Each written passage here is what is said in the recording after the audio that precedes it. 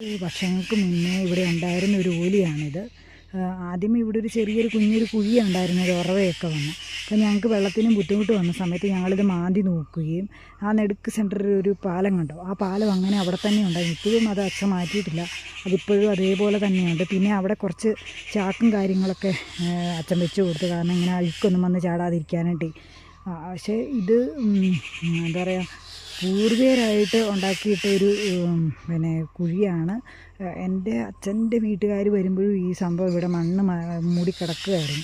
പിന്നീട് ഈ സ്ഥലം എൻ്റെ അച്ഛൻ്റെ കൈ വന്നതിന് ശേഷമാണ് അച്ഛൻ ഇങ്ങനെ വെള്ളത്തിന് ബുദ്ധിമുട്ട് വന്നപ്പോൾ ചെറിയ ഇങ്ങനെ ഉറവ കണ്ട് അവിടെ കുഞ്ഞൊരു കുഴി ഒഴിച്ചു. പിന്നെ മാന്തി വന്നപ്പോഴാണ് നമ്മളിങ്ങനെ ഒരു പലക കിടക്കുന്നത് കണ്ടതും ഒക്കെ. ഇത് ഒരു എത്ര വർഷത്തെ പഴക്കമാണെന്നൊന്നും നമുക്കറിയാൻ പറ്റില്ല.